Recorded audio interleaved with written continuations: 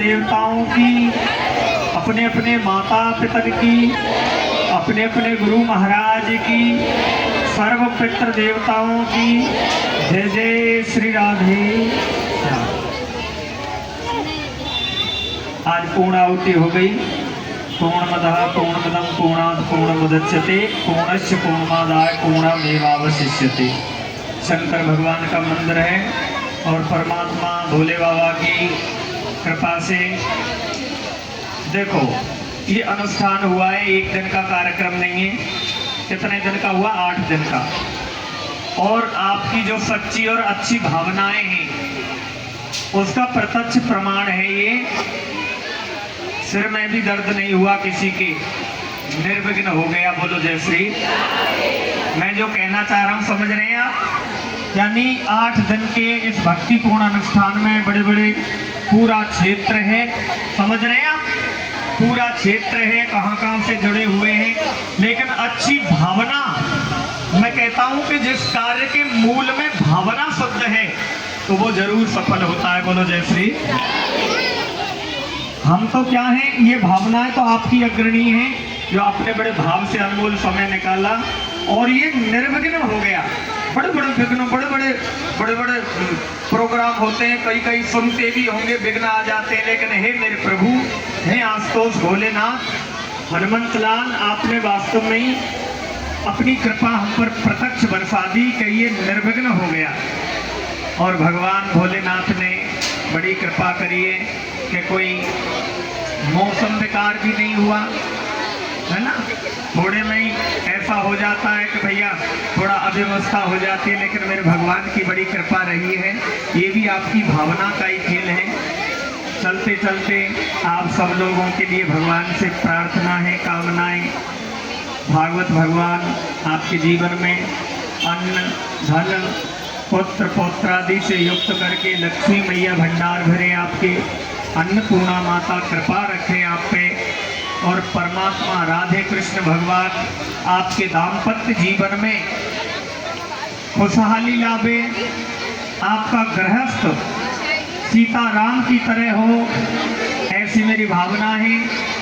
आपके पुत्र पौत्रादि घर में सब प्रोग्रेस प्रगति को प्राप्त करें, ये मेरी कामना है। और सबसे बड़ी बात कि धर्म के क्षेत्र से जुड़े रहें। आपके पितर प्रसन्न हुए और आपके जो भी देव हैं, आपका एक बहुत बड़ा ऋण मानो चुकता हो गया। आज आपने भगवान की पूर्णाहुति अपने देवताओं के निमित्त करी और महायज्ञ में, ये महायज्ञ है पितृ शांति यज्ञ। ये जो शिव शक्ति महासंघ ये संस्थाएं आपकी भैया और भी बढ़ती रहे और नानादिक कार्य शुभ काम होते रहे। गरीब बेटियों के विवाह वगैरह जो भी ये कुछ बताएं उसमें सहयोग करना। और धर्म का एक मूल है। बोलो वृंदावन बिहारी लाल की। देखो, धर्मो रक्षति रक्षतः, एक बार बोलो, धर्मो रक्षति रक्षति रक्षति रक्षतः। रक्षतः। जो धर्म की रक्षा करता है, जो बोलो, जो धर्म की रक्षा करता है, धर्म उसकी रक्षा करता है। धर्म उसकी रक्षा करता है। ये मूल मंत्र है। शास्त्र कहते हैं जो धर्म की रक्षा करता है, धर्म फिर उसकी रक्षा। हाँ, तो धर्म क्या है मैंने बता ही दिया पहले। धर्म है सत्य और सत्य है धर्म। धर्म है राम, धर्म है कृष्ण और कृष्ण है सत्य और कृष्ण है धर्म। बोलो जय श्री। तो भगवान की अगर कृपा पानी है तो कृपा कैसे मिलेगी कि 4 पैर हैं धर्म रूपी बैल के। कितने हैं? 4 पैर हैं धर्म रूपी बैल के। और एक बैल खड़ा होता है 4 पैरों पर। कितने पैर होते हैं? 4 पैर। तप पवित्रता और दान। बोलो जय श्री। सतयुग में सत्य था, सतयुग में सत्य के सहारे कल्याण था। कोई असत्य बोलता ही नहीं। एक बार बोल गया तो भोजन छूट जाता है। हे राम जी, हे परमात्मा, आज असत्य कैसे निकल गया? अब तो असत्य का बोलबाला है, तो कल्याण कैसे होगा?